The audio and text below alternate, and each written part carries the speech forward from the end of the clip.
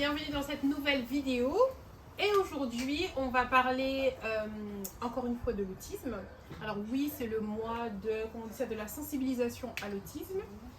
Mais en fait, si je vais écouter, moi je peux en parler toute l'année, hein, parce que mon fils, il n'est pas autiste qu'au mois d'avril. C'est ça. Donc, la dernière fois, on a fait une vidéo, c'est-à-dire qu'on a donné un point de vue, une facette, on a montré un côté. Mais c'est vrai qu'aujourd'hui, on voulait plus insister sur les côtés qui sont un peu moins drôles, on va dire. Oui, Voilà. exactement. Donc, on va commencer par l'école. Je vais te laisser commencer le temps que moi je puise dans mes souvenirs, puisque Malcolm a déjà 22 ans. Donc, En fait, moi, l'école, c'est surtout son comportement qui est un petit peu compliqué en fait en classe. Et là où j'ai des difficultés, c'est que je ne suis pas dans la classe pour voir exactement comment la classe est, comment elle est au cours de la journée, parce qu'il faut savoir que nos enfants, ce sont des enfants autistes qui ont des sensibilités. Et donc, le soleil tourne autour de la Terre, donc du coup, il y a des luminosités différentes. Il y a d'autres enfants dans la classe qui tirent une chaise, qui sont agités ou pas, ou qui cliquent avec le stylo. Ça aussi, ça peut gêner. Ou la maîtresse qui a un comportement, c'est pas de sa faute. C'est un être humain, elle a des mimiques, elle a des choses qu'elle fait qui peuvent aussi peut-être perturber. Et donc du coup, moi maman, je ne peux pas voir ça toute la journée. Je ne peux pas rester toute une journée dans la classe. Et même si j'étais restée toute la journée dans la classe, l'enfant ne serait pas pareil. Parce que c'est comme tous les enfants, hein, par contre, il ne faut pas se leurrer. Un enfant sans les parents et un enfant avec les parents, on sait bien que ce n'est pas les mêmes. Donc je ne peux pas voir, et donc du coup il peut faire des crises, on ne sait pas pourquoi, mais c'est surtout qu'il peut faire une crise, mais c'est toujours pour quelque chose. Ouais. C'est jamais pour rien. C'est pas possible, c'est jamais pour rien. Même si on te dit non mais il s'est rien passé, c'était pas perceptible pour nous neurotypiques. Mais pour eux, pour lui, notamment mon fils, il y a eu quelque chose qui s'est passé qui l'a gêné. Moi, les souvenirs que j'ai du temps où il était à l'école sont vraiment pas jolis. Je parle même pas d'administration ralentie, les stress à chaque rentrée, etc. Mais vraiment au cours de l'année, combien de fois on m'appelait pour me dire des choses que je suis sûre qu'il n'aurait pas été autiste, on ne m'aurait pas appelé pour me dire ça. J'ai le souvenir une fois où il était scolarisé à Morne-à-l'Eau, où la maîtresse m'avait appelé pour me dire Malcolm a pris toute sa trousse et il l'a jetée par la fenêtre. Donc il était assis à côté de la fenêtre, il y avait des persiennes en fait. Et il a pris tous les stylos et il l'a jeté par la fenêtre. Donc tu m'appelles au travail pour me dire ça. Qu'est-ce que je dois faire quoi? Pourquoi tu m'appelles pour me dire ça? Donc bien sûr, je te pose les mêmes questions. Qu'est-ce qui s'est passé? Est-ce qu'on lui a dit de prendre ses stylos? Il a dit non, au bout d'un moment on a insisté et puis il a fini par les balancer. Parce que je pense pas que tout va bien et puis tout d'un coup il prend sa trousse et enfin voilà, essayer de poser des questions. Et à chaque fois c'est les mêmes trucs, il t'appelle mais tu sens, et des fois même on me l'a dit, certaines fois, de venir le récupérer. Et quand je leur dis mais moi je peux pas, je suis au travail, vous vous rendez compte que vous m'appelez en pleine journée de travail parce que mon fils a jeté sa trousse par la fenêtre? Oui, mais nous, on a une vingtaine d'autres élèves à faire avancer. Enfin, on te fait comprendre que, en gros, ton enfant gêne, donc viens le chercher. Voilà. Ça, j'ai eu ça plusieurs fois.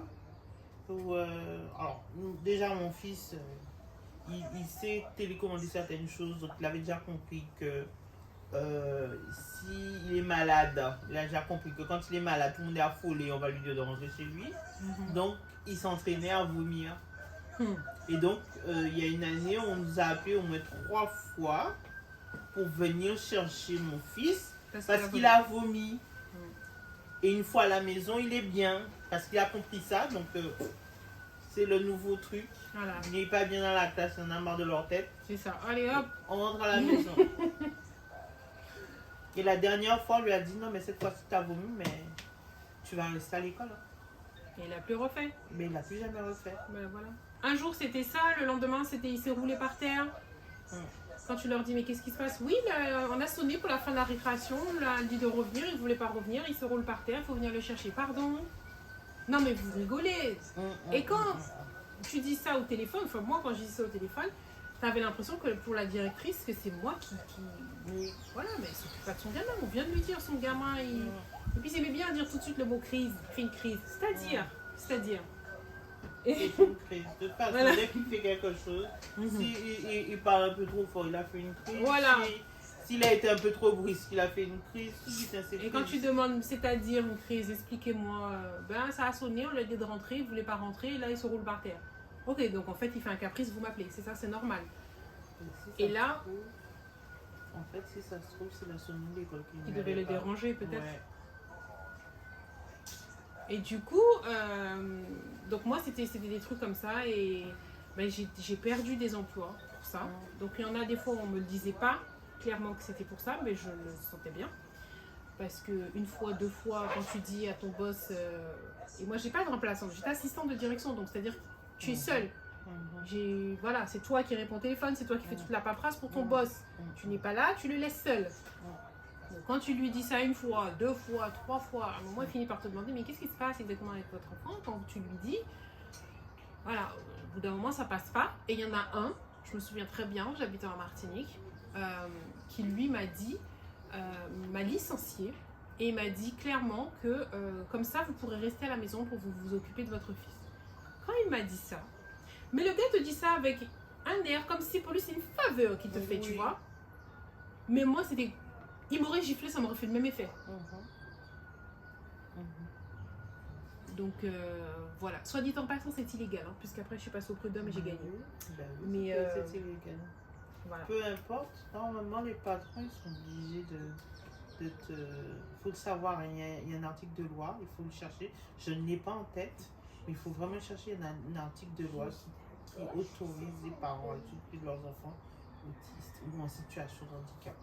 Il y a un article de loi, ça. Mais ça, quand je travaillais pour mon dernier employeur, je leur ai demandé, est-ce que... Non, moi j'étais pour savoir, je leur ai demandé s'ils avaient une modalité, quelque chose, une procédure pour les parents qui ont des enfants en situation de handicap, pour les horaires et machin. Ils m'ont répondu, c'est pas moi qui suis handicapée. Donc, qu'il n'y a rien. J'ai regardé, j'ai dit, ah bon? J'ai pas voulu aller plus loin. Bon, ça c'est mon problème, ça c'est notre problème. J'ai pas voulu aller plus loin, mais j'aurais dû leur dire, non, selon l'article, tant, vous devez faire ça. Parce que c'est ce que vous devez faire. Ça c'est ça c'est autre chose. Mais il faut savoir qu'il y a un article de loi qui permet aux parents de s'occuper de leurs enfants en situation de handicap. Et que ça plaise ou non au patron, cet article de loi existe et il faut faire valoir ses droits. Ferme la parenthèse, en tout cas pour dire si tu es dans cette situation-là, on te met une pression, que voilà, tu ne peux pas, quand on t'appelle en urgence, machin et tout, déjà garde toujours une trace. On t'a appelé, voilà. Ne fais pas que dire je reviens, nanana. Tu fais une trace aussi à ton responsable. Mail, tu vois? Oui. Parce qu'au début, il peut te dire oui, puis le jour où ça lui plaît pas, moi l'autre il m'a ressorti des mails qui dataient de je sais pas combien de temps. Et ça, je l'ai regardé, j'ai dit ah bon, donc ça fait un moment que tu préparais ton truc alors. Oui, cherchais le dernier petit. Mais manque de peau, là il est tombé sur un truc qui était bien costaud parce que c'était ambulance et tout et tout. Donc voilà, moi c'était ça à l'école qu'on m'appelait tout le temps. J'ai pas eu ça avec mes deux autres enfants. Alors moi, ce qui m'a aidé, c'est que j'ai mon compagnon qui est plus ou moins disponible. Et donc du coup, j'ai pas eu à m'échapper comme ça. J'étais maman solo. Voilà, c'est ça. Qu'est-ce que tu vois toi à la maison concernant ton fils qui est un peu plus difficile, délicat à vivre? Alors moi, franchement à la maison, ce qu'il y a de plus délicat à vivre, c'est la nourriture parce que je suis condamnée à faire des pâtes, des frites, y aller au McDo. Voilà, voici ce qu'ils mangent. Et des chips et des gâteaux au chocolat parce que tu vas mettre des gâteaux à la fraise, c'est un problème. Là, je suis d'accord avec lui. J'aime pas non plus les gâteaux. Mais voilà, je suis condamnée. Faire un dombré haricot rouge ou un dombré ouassou, mais pas faire des pâtes, hein, madame, pour le petit garçon, parce qu'il ne va pas manger ça. Et maintenant, j'ai remarqué que c'est encore pire. S'il a mangé des pâtes à midi, ce soir, il ne veut pas de pâtes. Il ne veut pas de pâtes, hein. Donc, c'est frites du coup. c'est frites. Ah oui, j'ai oublié, pain, jambon, fromage. Ça, par contre, tu peux manger pain, jambon, fromage à midi et pain, jambon, fromage le soir et au petit déjeuner. Ça, il peut le faire. Ça, c'est pas un problème. Oh, la variante saucisse, fromage, hein, bien sûr, et ketchup. Hein. D'accord? C'est ça. Donc, les fruits et les légumes, les fruits, bon, c'est restreint. Mais les légumes, c'est encore pire. C'est peut-être la tomate et encore un morceau de tomate. Ouais. C'est-à-dire, je veux bien goûter, mais n'abuse pas. N'abuse pas. J'ai mangé. T'as vu? J'ai mangé. Laisse-moi tranquille.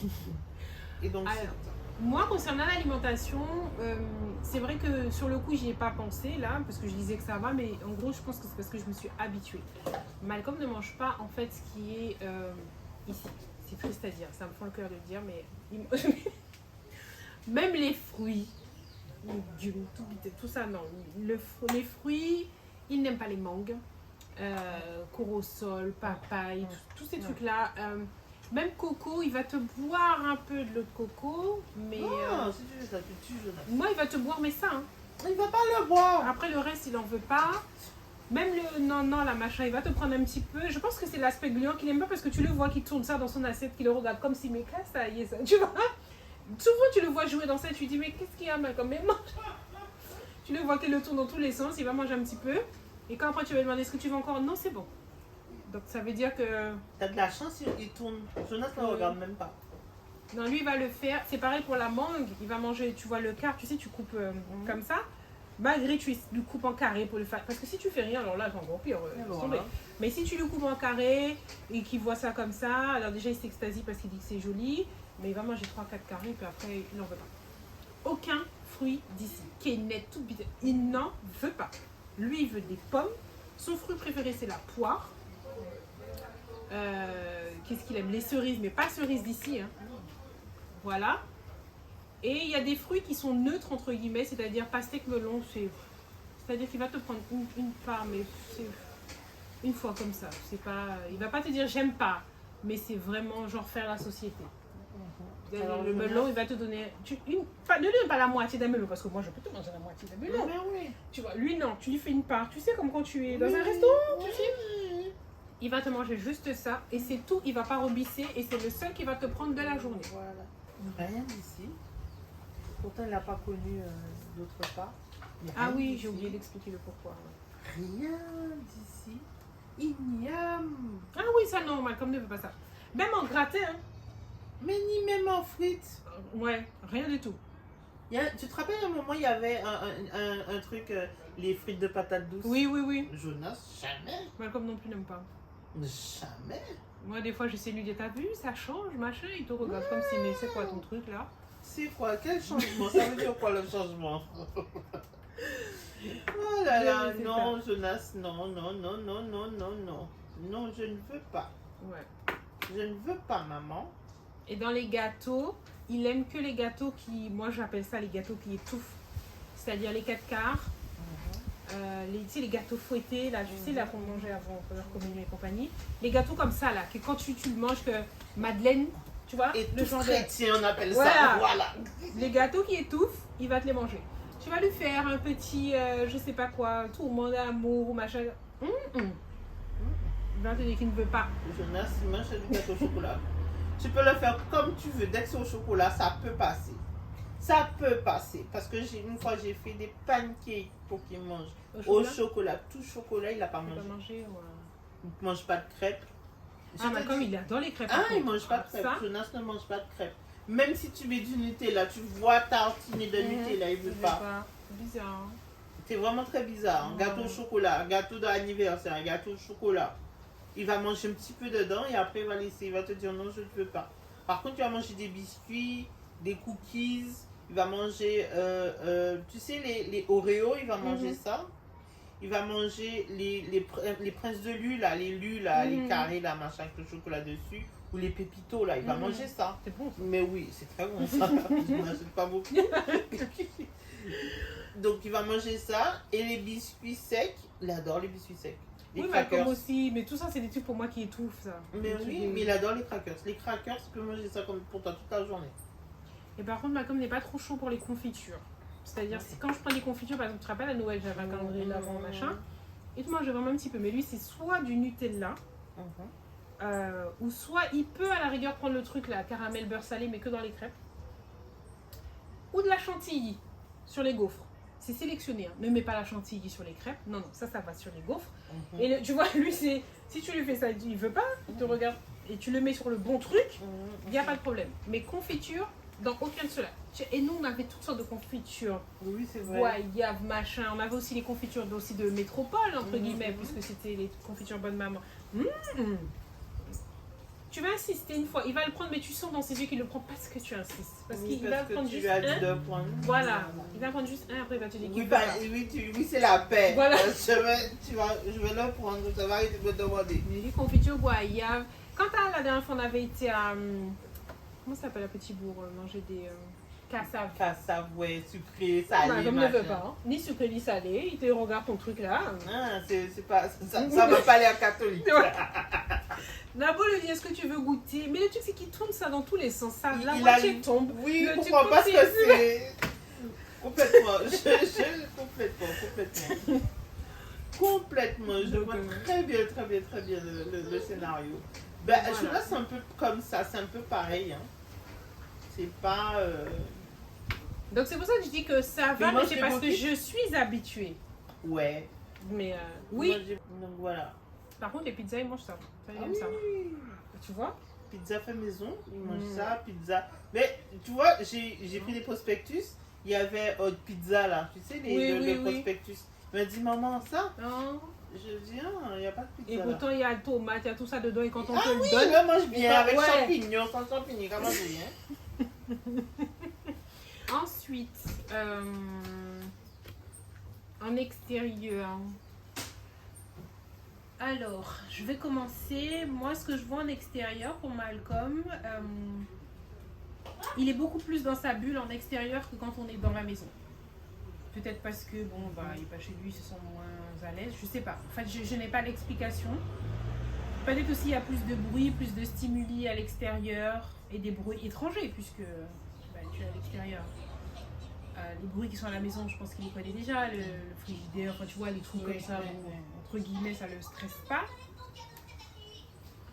Et mais à l'extérieur, oui, il est beaucoup plus dans sa bulle. Et il va pas me dire tout de suite quand il y a quelque chose qui le gêne, qui le dérange. En fait, je sais qu'il est mal à l'aise par rapport à des gestes qu'il fait comme ça avec ses mains. Mais je ne sais pas à quel point il est mal à l'aise. Je ne sais pas si ça lui fait mal, je ne sais pas si juste ça le dérange, je sais pas. Enfin, je sais juste que ça va pas. Voilà.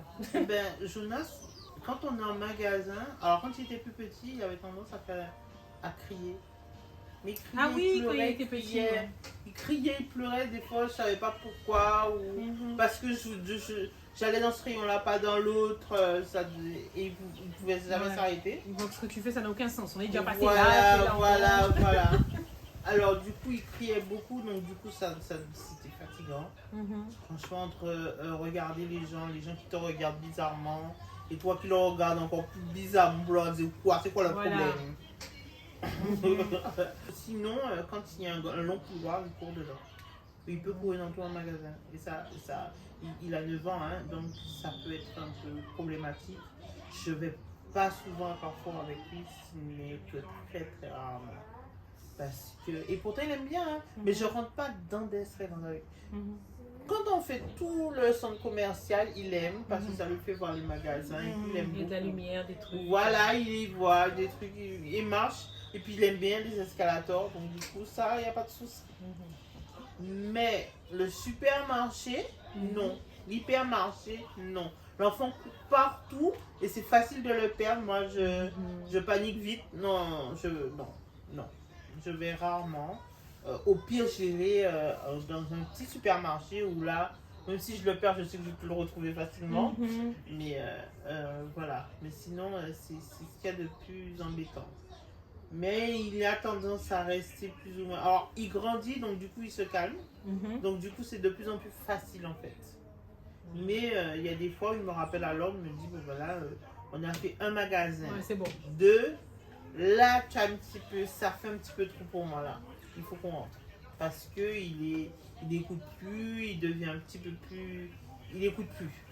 À partir du moment où il n'écoute plus, où il devient embêtant et il est surtout dans son monde. Il rentre dans son monde, mais il ne sait pas qu'il est dans son monde, qu'il reste inerte. Là, il commence, il parle, il crie, il rigole beaucoup tout seul.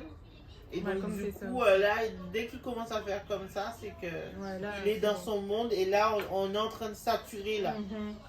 Tous les petits trucs qu'il a mis en place pour lui permettre de justement passer le moment avec nous. Là, ça commence à être trop. Et il est en mode, et moi j'appelle ça le mode safe, tu sais, un mode camouflage quoi. Là il rentre dans sa coquille et là il y a plus. Il fait ça aussi avec ses cousins quand il joue avec ses cousins. Il y a un moment donné, quand ça fait trop longtemps qu'il est avec eux, et ben là il sature, il sature et puis il est dans son monde. Là personne ne peut venir le déranger. Là il va sortir juste pour nous dire qu'il veut rentrer à la maison. Mais on apprend au fur et à mesure en fait. C'est des petits réglages qu'on fait au fur et à mesure. On finit par comprendre certaines situations. Et puis voilà. Mais c'est pas... Donc moi, quand il part quelques jours, quand je vois s'il a été bien, c'est quand je regarde ses mains. Voilà, normalement, ses mains doivent être bien. Bon, il y a toujours des marques, hein, parce que ça ne part pas hein, quand tu as pris des années. Déjà, tends tes doigts, donc tu as les doigts un peu tordus. Et puis il y a des endroits où il a des espèces de corps, là, je sais pas comment on appelle ça. Voilà, donc ça ne part pas, mais au moins, c'est pas, comment je peux dire, on voit que ça date pas d'hier, tu vois. Par contre, si je vois qu'effectivement c'est griffé, ça commence à saigner ou des machins, je sais que là, il y a un moment, au moins une fois, ça c'est sûr, où tu n'étais pas bien et tu n'as pas réussi à gérer.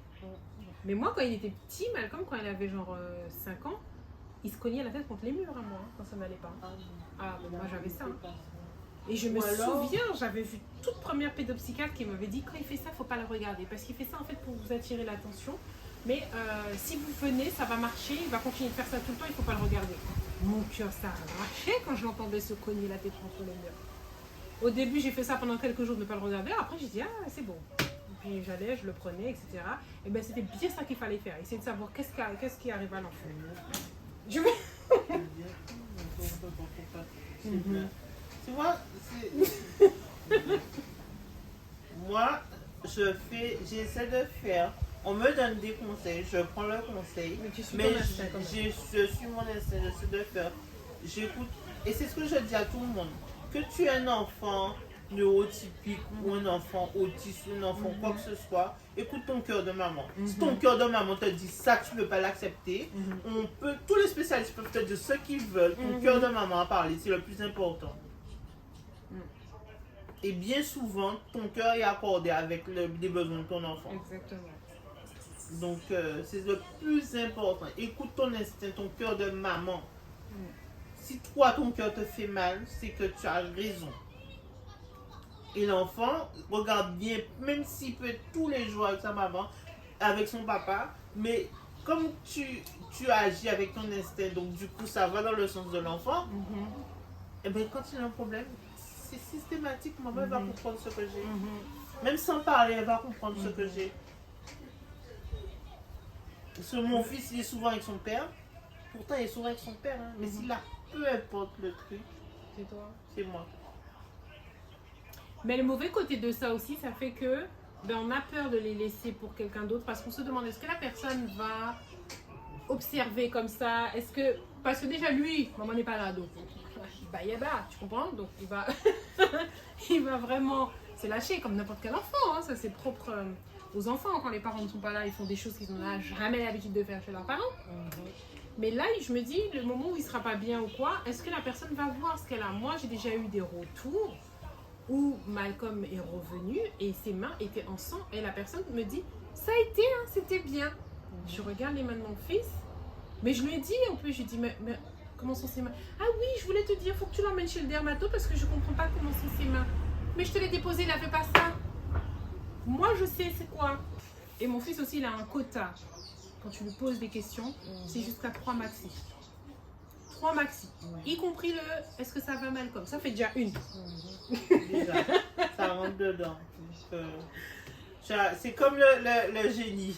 Voilà. Réfléchis bien à tes questions. T'as 3 chances. T'as pas 4. C'est ça. Et c'est comme ça tous les jours. Je ne sais pas pourquoi, je ne peux pas vous dire pourquoi, mais au bout de la 3e, il commence à s'agacer. Même si ce sont des questions complètement différentes. Hein. ça commence à l'agacer, il n'a plus envie de parler, c'est bon, il veut sortir, en gros, tu le saoules. Donc, tu as droit à 3 questions. Après ça, il va arrêter de répondre. Déjà, la 3e, même déjà, il va te répondre pour bien te faire comprendre que bon, ça commence à me saouler. Et la 4e, il ne répondra pas. Il va être dans sa bulle, Et si tu insistes, il va te répondre n'importe quoi. Ouais. N'importe quoi, oui, non, Voilà. non. Voilà, pour finir avec toi, fous-moi la paix, c'est bon. Donc, voilà. Donc, il y a ça aussi. On a surtout vu qu'en grandissant, les choses changent. Oui. Et donc, et qu'on n'a pas fini d'apprendre en fait. Ouais. Et surtout, encore une fois, ce sont les parents les spécialistes de leurs enfants. On n'est pas spécialiste de l'autisme, on est spécialiste de nos enfants. Exactement. Donc, Faites-vous confiance. ouais. Même si n'importe qui sort de je ne sais où, te dit c'est comme ci, c'est comme ça. Comme tu as dit, tu prends, tu écoutes, tu analyses, mais fais confiance quand même à toi, ce que tu ressens. Bon, ben, j'espère que cette vidéo-là vous a plu. Si vous avez des questions, n'hésitez pas en commentaire et puis on y répondra. Et si vous avez des idées aussi d'autres sujets auxquels on ne pense pas, Oui.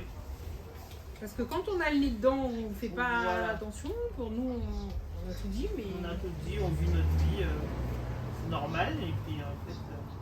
voilà. Je sais qu'on me pose souvent des questions sur Instagram sur des choses de la vie de tous les jours. Par exemple, à quel âge il a marché, à quel âge il a fait du vélo, etc. Malcolm a marché, il avait 8 mois. C'est écrit sur son carnet de santé, même le pédiatre était super étonné qu'il marchait à 8 mois. Marcher, hein, c'est pas genre il faisait 2 pas, il tombait, hein. Il marchait. Voilà, genre il a toujours fait ça. Et il a appris à faire du vélo aussi, normalement. Enfin, je veux dire, il n'y a rien eu de particulier sur cet apprentissage, sur ces apprentissages-là. Donc c'est pour ça que je le souligne pas, j'en parle pas spécialement, parce qu'il n'y a pas eu de... Là où il y a eu quelque chose vraiment de particulier, c'est son retard de langage. Voilà. Où il a commencé à parler à 4 ans et demi. Avant, il ne parlait pas.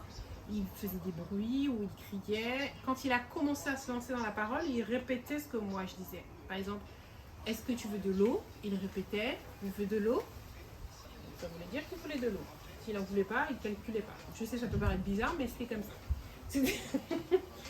Et voilà. Et après, il parlait de lui à la 3e personne. Malcolm veut, je sais pas quoi. Malcolm. Ouais. Mais jusqu'à présent, j'arrive pas à lui faire comprendre moi, toi, tu, elle, Ça a été compliqué, ça. Il n'y arrive pas. Il n'y arrive pas. Jusqu'à présent, il a 9 ans, il n'y arrive pas. Ouais. Là, il essaie un petit peu. Alors, je pense que dans sa classe, il y travaille aussi. Mais c'est très, très, très compliqué. Je lui dis, moi, et je lui montre quand même, quand il essaie de parler, il me dit, quand il veut parler de lui, il me dit moi. Quand je lui dis tu veux quelque chose, il comprend pas. Quand je lui dis Jonas veut, Jonas veut, oui. Ben voilà. Comme c'était ça. Et en plus sa sœur, donc Maëlys, c'était tout bébé, donc au moment où, parce qu'ils ont 3 ans de différence. Et je me rappelle quand je lui disais, quand je parlais de sa sœur, je lui disais ta sœur. Et ben tout le temps il l'appelait ta sœur. Ouais. Donc et au début tu te rends pas compte parce que par exemple il va ramasser un de ses jouets, il dit va donner à ta sœur. C'est cohérent. Oui, tu vois ce que je veux dire. Jusqu'au moment où tu te rends compte que quelqu'un lui demande comment elle s'appelle et qu'il répond ta sœur. Et c'est là que tu captes qu'en fait, tu vois. Je crois que c'est son prénom. Voilà. Donc c'est des choses comme ça. Mais bon, ça a pris. C'est là où ouais, tout ça a pris beaucoup plus de temps que la normale, on va dire. Mais bon, il a réussi. Il a pris beaucoup plus de temps, mais il a réussi. Et c'est tout. Et puis après, bah, même maintenant, c'est pas un grand bavard non plus. Hein. Il parle, il comprend et tout, mais on a l'impression que s'il peut économiser un maximum de mots, il va le faire. Voilà. Et si on peut le comprendre avec les yeux, c'est bon. C'est génial. Ouais. Voilà. Je pense que ça va durer comme ça tout le temps. Ouais, je pense aussi. Et des fois aussi, il y a des choses qu'il comprend pas. Parce que je le surprends des fois où sa sœur, donc Maëlys, dit des choses. Il bouge pas. Et c'est après quand je lui dis qu'est-ce qu'elle a dit, Maëlys. Là, il me regarde et il me dit j'ai pas compris. Je dis mais pourquoi tu lui demandes pas? Et quand je dis ça, il va dire Maëlys, tu peux répéter ce que tu as dit? Voilà. Mais en gros, je ne serais pas intervenue, il serait resté là. Donc je me dis que c'est peut-être des situations qui doivent lui arriver souvent. Ouais. Si on fait pas attention, on peut rater pas mal de choses. Voilà. Bon, et bien à la prochaine vidéo. À prochaine.